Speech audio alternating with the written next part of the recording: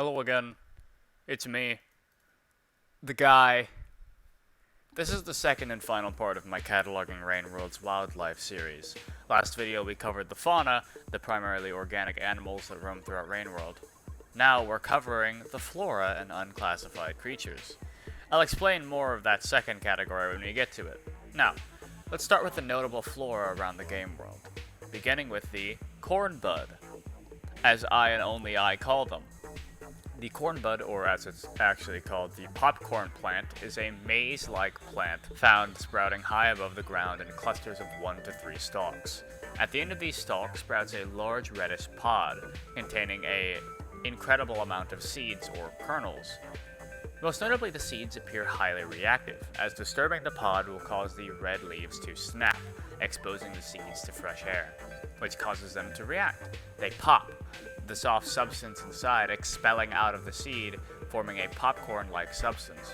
There are many reasons why this could happen. The primary reasoning, in my opinion, is in order to be eaten by their ideal consumers, slugcats and scavengers. Upon being eaten, the remaining seeds are likely strong enough to pass through the weak digestive systems of these primarily insectivorous animals, easily ending up in a fresh pile of dookie, which it can use as fertilizer to grow a new cornbud. However, there's also the possibility that the popping is completely unintended, a reaction from the incredibly volatile seeds hitting the air when they're not fully developed yet, and exploding. Next up are the rather uncreatively named slime molds. Slime molds are, by all definitions, not plants. They are fungi, to an extent. Slime molds in our world are weird as shit. The actual slime mold itself is not a full organism, but a colony of organisms. Though the actual slime molds that we see, at least in our world, of course this is all presuming that they're the same form of organism just because they're named the same. In our world, slime molds are simply a colony of eukaryotic organisms that can grow and change similar to fungi. However, in Rainworld, none of these interesting behaviors exist. The slime molds in Rainworld are fully stationary, hanging off of walls, ceilings, and floors, covering these walls in their gunk and easily being detached from it. They take the form primarily of luminescent orange bulbs, and serve as a food source for slugcat. Unlike other flora, they prefer to live in dark places, even living perfectly well in the toxic underhang. While these molds are rare, they are very durable, and likely won't be going extinct anytime soon. Alright, let's move on from an easy one to a really hard one. What the fuck are the bubble fruit? In their normal state, the bubble fruit are hard as rock, or I guess for a better comparison, like a walnut. So how do they work? My guess is that this is the dried variant of the fruit that somehow manages to grow on the plant, a heavily compacted and thus very hard stage of this fruit's life cycle. When the plant first flowers and bears fruit, it is in this hardened form until the rains come or the tide comes in, wetting the hard fruits. When the hardened fruits get wet, they appear to pop. This popped form is large, circular, and clear, surrounded by a thin, plum-like skin. In this form, the bubble fruit is fully buoyant, and likely, in my opinion, this serves as some form of coconut-like scenario. It will float over to another shore, and upon being beached, these seeds will all take root and grow into new bubble fruit plants. The fruit itself is easy to eat, its soft, watery flesh presumably having very little flavor. Of course, you do have to pop it though. This also does create difficulty, as the popped fruit is so aggressively obvious to any creatures, it doesn't have the same protection that coconuts do. So who knows, maybe I'm just wrong. I'm probably just wrong. Next up are the mushrooms. Oh boy, drugs! Everyone's favorite parkour-assisting mushrooms are relatively easy to understand, though biologically they are kinda weird. They grow in clusters of 2 to 3, glow a dim white, and have very thin stalks. They grow in damp places primarily, but that is one of the only rules to where and how they grow. They're quite common, growing in almost every area, the only exceptions being 5 pebbles and shoreline. Upon being consumed by the slugcat, it appears to have a curious effect on the creature. This effect allows the slugcat to run faster and jump higher. It also seems to sharpen its senses, seen in game as a slow motion effect. In my opinion, this is likely not a hallucinogenic effect, but an effect more commonly seen among muscle stimulants and steroids. Notably, the scavengers also seem to value these, meaning that among scavengers there is canonically a dope culture. Despite this, the high is not exactly long-lasting, only being present in slug cats for around 20 seconds. These mushrooms are also not very nutritious, not even providing a little bit of food upon consumption. Moon also suggests that the mushrooms are dangerous when consumed in great numbers. So, don't eat too many of them. Next up are the karma flowers. Karma flowers are really weird, I'm not even gonna lie. They lie on the odd line between biology and the fucky-ass world of karma and lore. They are golden flowers that sprout from seemingly wherever the hell they feel like. When consumed, they provide no food, but do allow creatures that consume them to have a buffer on their karma. Karma's not entirely explained, but, when eating a karma flower, they won't lose any if they perish that cycle. Moon has quite a lot to say about this plant. Apparently, long ago, this flower was called a wheel flower. It is highly hallucinogenic, and the ancients used to take them and stare into the fire.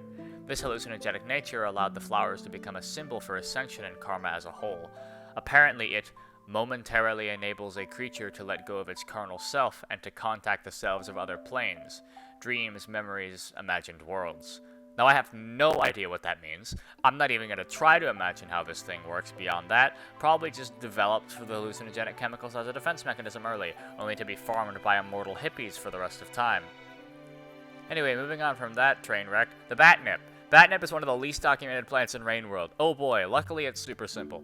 Batnip is a red fern-like plant that grows in areas of high sunlight. Its leaves appear to secrete a form of oil or something like that smells heavily like the pheromones of bat flies. This attracts the bat flies, which get catfished by a plant. Fucking losers. However, they seem to be too dumb to realize this, and just sort of float around the plant for a while. The reason the plant attempts to attract bat flies to it would seem to be the same reason that the plants in our world attempt to attract insects: pollination.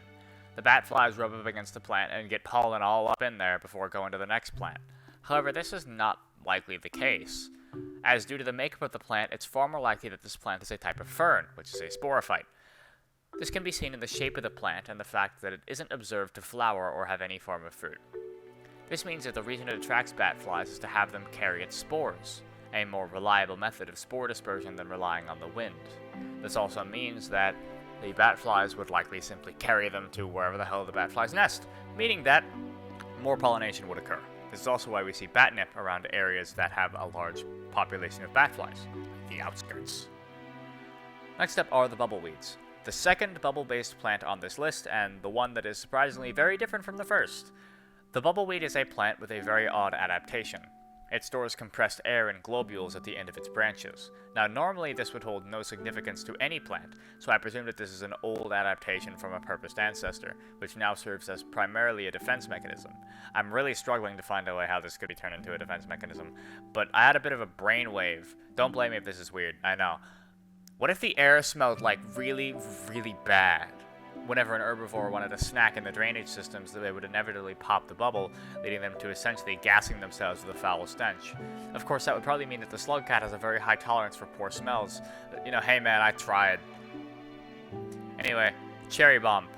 The rather creatively named cherry bomb is a type of nut containing trace elements of sulfur, allowing it to... Oh, hold on, I'm getting a call. Yeah?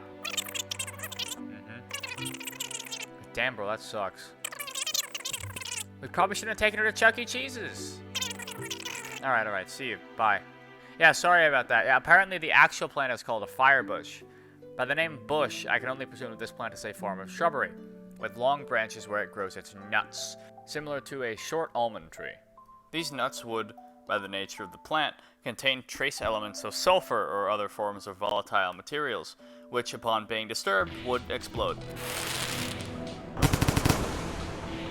The sound is more than enough to damage the ears of any creature that's too close. The powder inside of these nuts can be harvested and made into explosives, suggesting the reason why this adaptation was formed was likely due to the ancients wanting to make a lot of gunpowder, but not actually having to do the mining. So they just made a purpose plant to do it for them. Next up are the flashbangs. On the topic of concerningly volatile plants, the flashbang is a purplish fruit growing on large stalks in dark areas. They appear to have developed a quite powerful bioluminescence, glowing intensely even when completely dormant. Of course, it doesn't remain that way. As its name would suggest, when plucked and thrown, these fruits will explode in a blinding flash of purple light that lingers for about a second. It lets out a loud hiss during this time. The flash of light is so bright it blinds sensitive creatures and insta-kills super sensitive creatures. Spiders specifically, I don't really understand that. The light is so strong it just fries their brain, killing them instantly, I guess. And the nature of the light is odd, as it's not an instantaneous flash like a magnesium-based stun grenade. It's a lingering, hyper-bright glow. This suggests it's a weird mix between chemicals that cause a lingering thermite-like reaction that is intensely bright and somewhat loud. I don't have any ideas as to what that would be, so if there's any chemistry majors in the comments, I'd like to know, I guess. Anyways, continuing onwards, the Spore Puff. Wow, would you look at that, another plant that explodes. Jesus Christ, how many bombs do the ancients need? Okay, these plants don't cripple the senses, they simply act as a smokescreen. It's like a guilt-free version of the hazers. Spore Puffs are a type of subterranean fungi. The actual objects you grab are merely connected to the mycelium network and contain a large amount of highly pressurized greenish spores. Even a slight puncture will explode the Spore Puff, launching a smokescreen of dust-like spores. These spores don't appear to be particularly harmful to the slug cat at least, but are incredibly harmful to any arachnids that are in the area of effect. These spores seem to prey on these creatures, acting as a hyper-lethal poison, killing in a matter of seconds. My guess for this is a pretty cool one. Cordyceps. Cordyceps is a genus of parasitic fungi that grows within insects and does some freaky Last of Us shit to spread its spores. My primary guess is that the Spore Puffs grow in places where insects often live, in tunnel networks, and explode when disturbed, infecting the insect. Once it dies, the Spore Puff uses the nutrients of the insect's body to grow more Spore Puffs. Wowee, here we are, the more interesting bunch of plants, aka the ones that murder you. Beginning with the smallest of the bunch, the wormgrass. Wormgrass is a carnivorous plant with a tube-like body structure. They grow in large patches on flat terrain, usually in areas with high nutrient content, like the fertile soil of the farm-arrays, or the gravelly ground of the subterranean.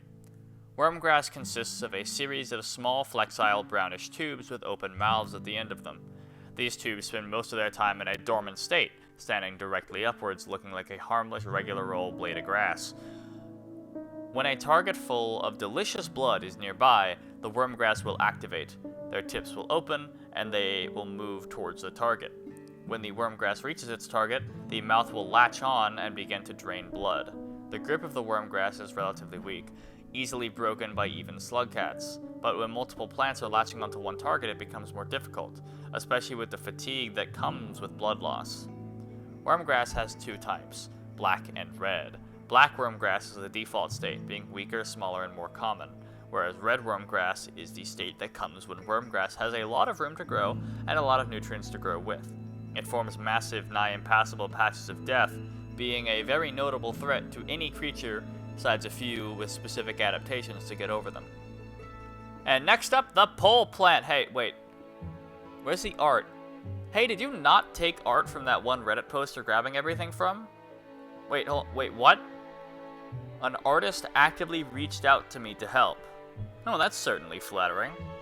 I mean, to be fair though, if they didn't want to help me, that means their art must be, about as good as my video. Whoa, mama! Yeah, take a look at that art. That was made for this video. Twitter.com/FletchBeeb. The full link's in the description. Follow him there. Also, follow me on Twitter. Haha. Yeah, I meant to sneak in self-promotion through this. Anyway, yeah, check that shit out. Anyways, pole plant. The pole plant, also known as the pole mimic, is a sinister carnivorous plant with a unique method of hunting. The pole plant is a long stalk plant with two leaves on either side of that stalk. These leaves are red on the inside and black on the outside, and are covered in a network of tiny hook-like hairs. In a dormant state, the pole plant will wrap these leaves around its stalk, causing the entire stalk to appear a dull black. The pole plant will also straighten itself perfectly vertical and stay completely still. In this state, most creatures of the rain world cannot differentiate a dormant pole plant from a regular pole. This disguise is not perfect, as occasionally the pole plant will pulse, showing a flash of red to any observant creatures. However, when grabbed by an unaware creature, the pole plant will awaken, and its leaves will fold outwards, wrapping around the limbs and body of the creature that grabbed onto it. The hooks wrap around hair and stab into skin, locking the creature in place. The pole plant will writhe about, before pulling the creature underground into its stomach, where they will be crushed and digested. The pole plant will then emerge again and return to its dormant state. Pole plants are oddly capable of consuming almost any prey, ranging from egg bugs to vultures, though they seem to primarily aim for creatures that utilize poles as a regular method of traversal: slug cats, scavengers, lizards, etc. However, the grip of the plant is imperfect, as if struck with a spear, it will quickly give up the fight and return to safety, healing the damaged body over time. Next up, the holder for the titles of Deadliest and Largest Plant in Rainworld would be the aptly named Monster Kelp. This massive form of Flora takes the form of a thick, curved stem coated in droopy, willow-like leaves with red and green highlights. The Monster Kelp's leaves are covered in the very same hooks as the pole plants. Whenever a Monster Kelp detects the vibrations of prey near to it, it will reach over to that creature, attaching its leaves to the creature and dragging them into its underground stomach. The Monster Kelp is strong enough to drag any creature under, and durable enough to withstand multiple spears from any resisting prey. This creature is clearly an evolved form of the pole plant, having given up its disguise for greater strength, durability, and aggression. The Monster Kelp is found in dark, damp places, growing from ceilings, floors, and walls. The kelp has been seen to enjoy areas with lots of water in it, occasionally appearing half-submerged. Examples of these areas include the sewers of the Shaded Citadel, bits of buildings in shoreline, and the drainage systems. Alright, cool, that's the Flora done. That was easier than I thought it'd be. Alright, so now we get into the proper bit of the video, the meat, as one might say. The unclassified and fully mechanical creatures. If you were here for the biology before, this is your cue to leave, because from here we have purely lore and story shit, which is why I like this part the best. Oh yeah, spoiler warning, we're talking about all this shit. Like, all the shit. Though I guess if you're this deep into the video, I doubt you care about spoilers. Right, beginning with the garbage worms. If you paid attention last time, you were probably wondering why these boys weren't in the fauna. Well, the answer to this comes with everyone's favorite lore-dumping robo-cripple, Looks to the Moon. Moon refers to an early design for a refuse reclamation automaton with a long tubular body and single eye mouth. If you've been paying attention, class, this is likely referring to the garbage worms, meaning that the garbage worms are likely not biological at all. Their lack of a diet or fear of the rain suggests this as well. Garbage worms' primary task is to sort and put away garbage, like a stationary wall-e. The way that this manifests in the game is through these little fuckers taking away your spears. Their presence in the garbage waste suggests that the site that became the waste was already some form of dump or garbage-ridden area before Pebbles dumped out his gunk into it. Speaking of Pebbles, Iterators. The Iterators are the single most lore-important beings in Rainworld. They are artificial intelligences contained inside of massive superstructures that dot the skyline of Rainworld. These superstructures, colloquially called cans by the Iterators, are titanic cylinders of metal suspended by several supports and dotted with antennae and monitoring devices. These superstructures poke above the cloud layer, with large cities resting atop them. The inside of these superstructures contain all sorts of weird devices. I'm not an electrical engineer, what do you expect from me? Small mechanical neuron flies buzz about from place to place, transmitting information throughout the Iterator. These insides are usually spacious and kept in a sustained zero-gravity environment, likely so nothing collapses under its own weight or anything, and to ensure that the Neuron Flies can move about properly. In the center of the superstructure lies the Iterator's puppet, a small body likely made of any number of materials, synthetic or biological, connected to the Iterator's consciousness through a cable in the wall. This puppet is the Iterator's body, so to say. It's a body that they can manipulate in order to communicate with other creatures. Basically, without the puppets, the Iterators would just be a brain in a jar hooked up to Discord. This body allows them to experience their surroundings in a way similar to us, and communicate in person with, the beings that used to inhabit that big city on top of them.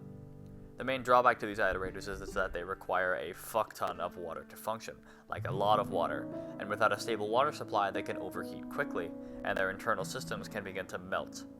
Most Iterators spend their time concentrating deeply, attempting to solve the ages-old problem they were designed for. This usually leads to them utilizing their superest of supercomputer brains to run multiple parallel processes, running multiple iterations of this particular problem, hoping to find a potential solution.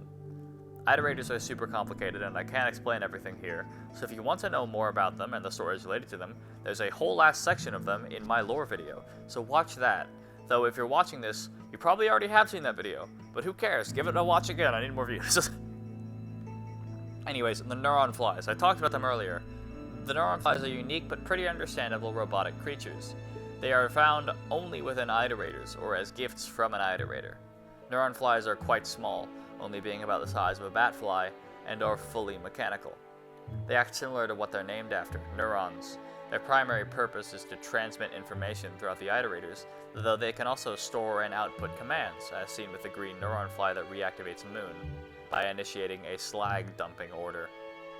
In 5 Pebbles, countless Neuron Flies are seen whizzing about, transferring information and signals from one section of the superstructure to another. In Looks to the Moon, there are only 5 buzzing silently above her head. Adding more will restore lost cognitive ability, which implies that the Neuron Flies are even closer to brain cells than originally implied. Neuron Flies appear to be only capable of speedy maneuverable flight in the zero-G environments of the Iterators, but are capable of a loose hover outside of their Iterators. Oddly, the Neuron Flies are edible, and eating one will cause the slugcat to glow.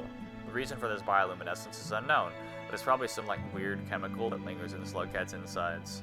Or a remnant from older purpose days. It's some sort of activation thing, like a glow stick. I don't know, it's really confusing. Anyway, speaking of zero science, echoes. I'm honestly unsure whether or not I should even include the echoes on this list. They aren't really wildlife. They are quite literally half between existing and not existing in the first place. But you know what? They're important enough to talk about, so let's go. Echoes are spectral entities found in important places in the rain world. They appear like a floating ball of tendrils with golden scales that flake off and fall from the sky around them. They let out a powerful aura that can distort the world around them, making it appear grayish. This can also seem to repel creatures, though it is entirely questionable whether or not they're even real in the first place, as after encountering one, the slugcat will simply wake up again, having gained karma. This suggests that it's all a dream or a vision of some kind. Echoes were created when an entity far too materialistic and hedonistic attempts ascension. Their earthly desires tether them to the material plane, thus they are trapped between life and death, existence and non-existence. Next up are the Guardians. Continuing the trend of fucking confusing bullshit would be the Guardians. Guardians appear as massive black creatures with multiple swaying arms and a large square head. They appear to hold strings of beads in their arms and have a large X on their face. This likely represents the symbol for max karma. Behind their head is a swirling mixture of symbols that they appear to be able to manipulate somehow. These creatures serve as the guardians, get it, of the depths, preventing any who have not reached max karma from proceeding down into the Void Sea. They do this through telekinetic abilities, able to pick up and throw any creature they want with relative ease. This telekinetic ability is somewhat similar to how 5 Pebbles lifts you up to give you the mark of communication, but appears much more advanced and powerful. My guess is that these creatures are some form of automaton, cloaked in black cloth. They are immortal, don't appear to metabolize, and their telekinetic abilities are somewhat seen in a lesser extent in the Iterators. The Ancients would have, in the scare following the first Echo being found, wanted to close off the depths from the most unworthy folks, and thus created the Guardians to prevent any overly materialistic fool or animal from attempting ascension, sparing both them and the Ancients from having to see what happens to them. Next up, and finally, are the Voidworms. Hey look, Fletcher did some more art for me. Wow, epic. Voidworms are the largest creatures in Rainworld, residing in the Void Sea. They are titanic worms, similar to a notable extent to the Leviathan. To the extent that it kinda implies potential lore, it's really weird. But anyway, their segmented bodies are covered in silver scales and reddish fins, with a bright light exuding from their head. Their head is covered in a variety of whiskers and tentacles tipped with hooks. One of these tentacles has a pair of golden eyes on it, which it uses to observe beings attempting ascension. The worms swim around in the Golden Sea in a horde that spans as far as the eye can see. They are blindingly fast, flinging the slugcat about simply with the currents they whip up. The most notable voidworm in the game, who I have affectionately named Dale, is the voidworm that interacts with Slugcat on his way down to Ascension. Dale studies Slugcat and then uses one of its hooks to attach a string to the Slugcat. Dale then brings the Slugcat down to the depths of the Void Sea before leaving them there. Dale suggests that voidworms have some loose form of sentience, or at least are intelligent beyond what would be normally suggested by their behavior. They appear to at least have a loose understanding as to how ascension works, and have some form of desire to help entities on their way down. There's lots of theories on what these Voidworms are, but one of my favorites is that these are the remains of the Ancients. The Ancients that were able to fully ascend transformed into these, able to live a carefree, worryless existence in the deep void. Now, I have no real proof for this, I just think it's cool. It would also explain why there's so many of them, and would make the ending of Rain World a lot more interesting and a bit more poetic in my opinion. Alright, there we go, that's the end of the video. That project took fucking forever. Hopefully it was worth it, because goddamn it took a lot of effort from me. From now on, I'm probably just gonna do more easy content, until the 1K special, of course. I might also try my hand at streaming on this channel. Tell me if you'd be interested in that in the comments. Also, YouTube unlocked community posts for me, so I'll probably leave it up to you guys to decide through wicked epic polls what I do next. Anyway, the script ends in one sentence, which means I can finally go to sleep for the next week. See you all then.